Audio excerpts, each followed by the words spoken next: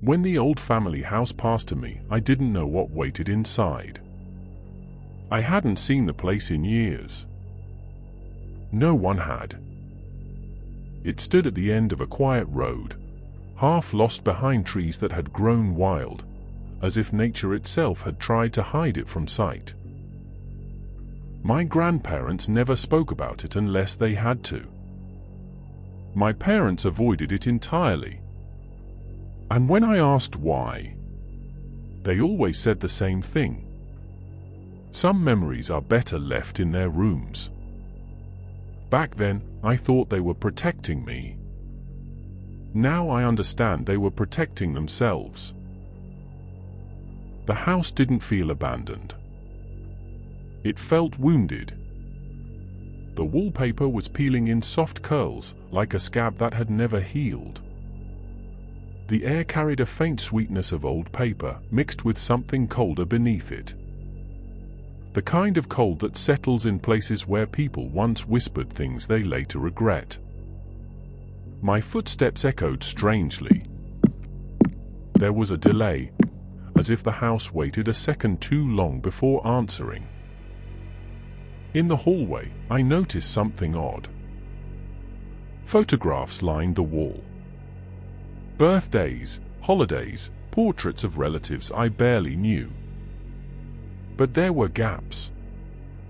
Empty spaces where frames had once hung, their outlines still faintly visible in cleaner rectangles on the faded wallpaper.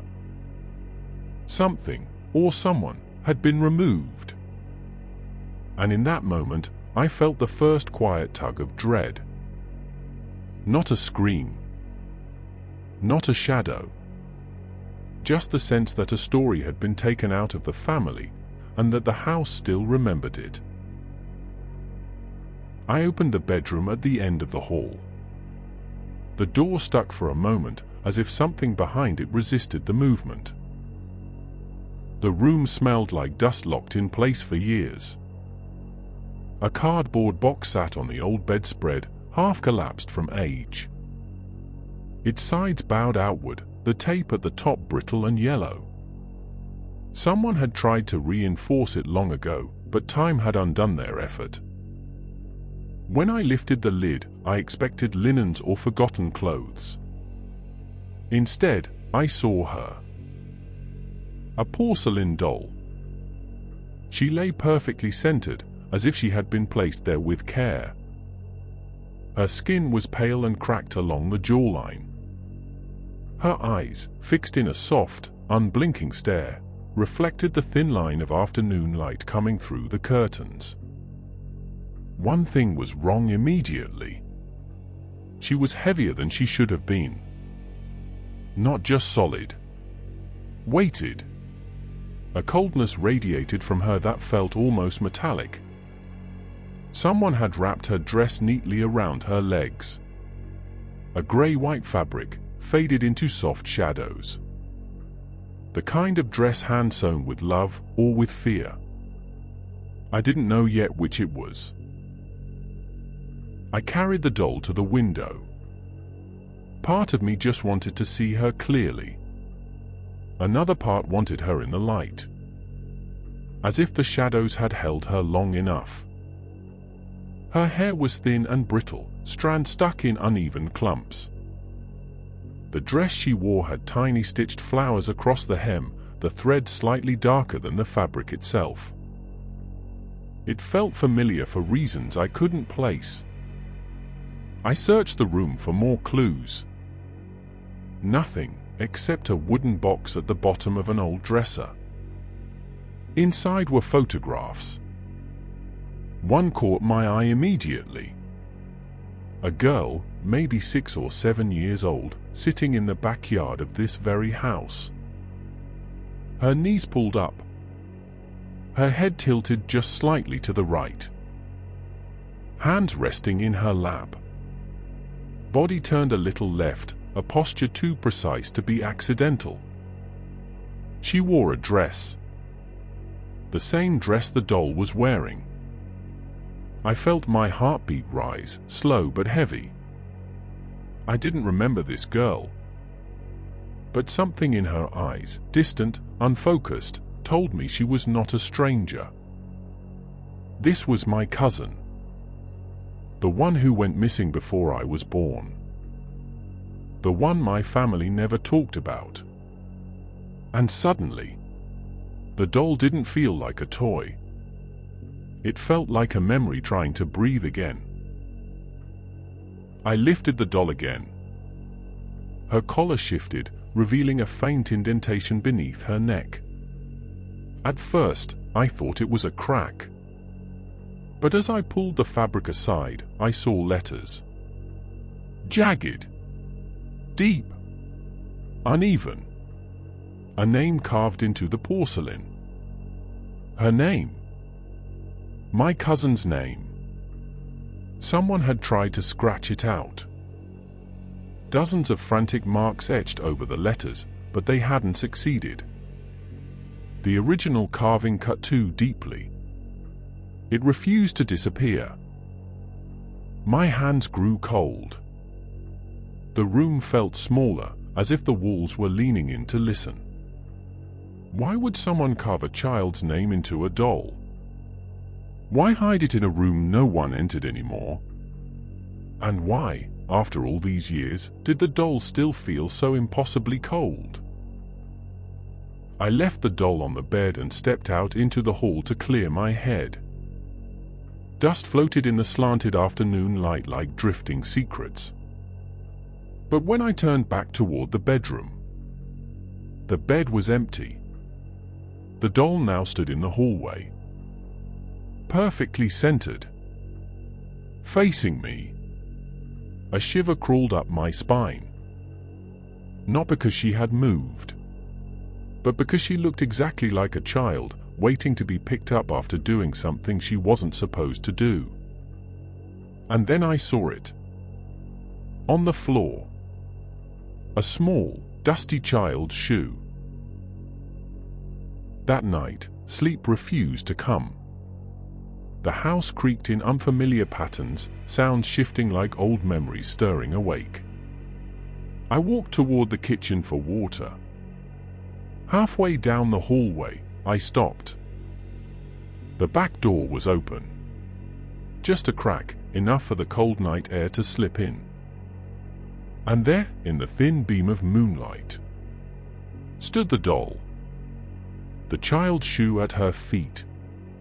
She wasn't facing me. She was facing the yard.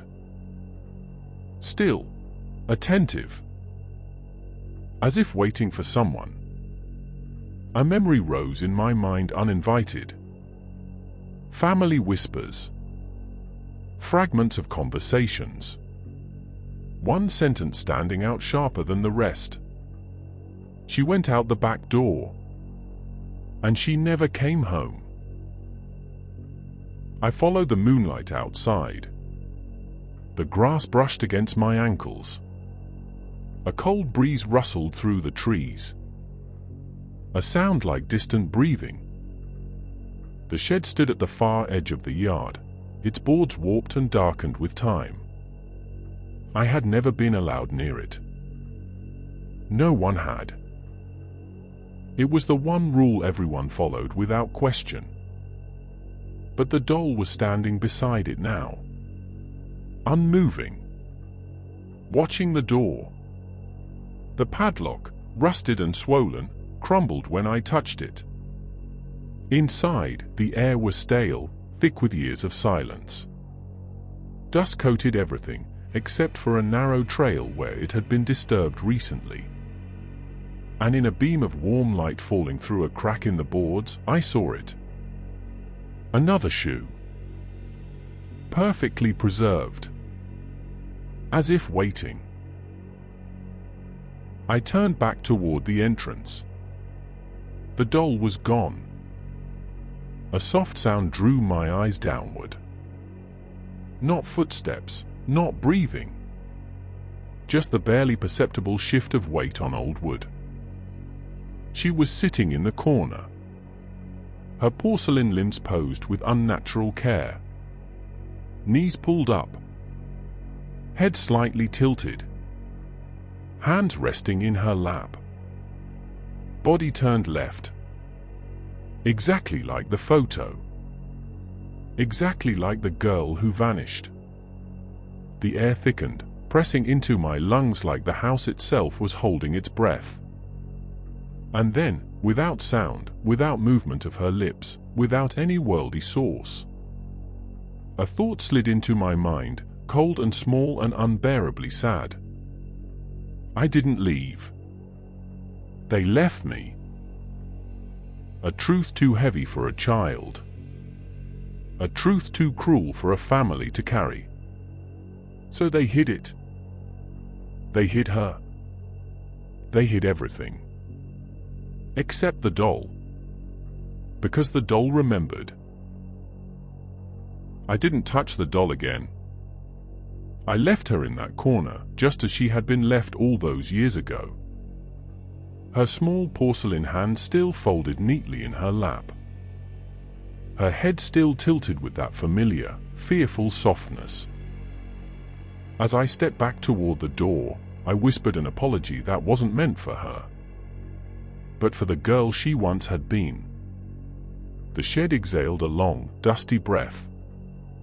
And for a moment, just a moment, the air felt warmer, as if someone small had passed by me on their way out. When I returned to the house that night, I finally opened the old family album. I found the photograph again. The one of my cousin sitting in that pose I could never quite replicate as a child. But now something was different. Her face, once blurred by age and time, looked sharper, clearer, as if she were no longer straining to be seen through the paper. And on the back of the photo, in tiny, delicate handwriting that hadn't been there before, were 4 words. "Thank you for looking." I stared at it for a long time, the house settling around me in quiet, uncertain breaths. Then I heard something soft moving in the hallway. Not footsteps. Not tapping. Just the faintest shift of fabric. Like a child finally standing up after sitting for too long.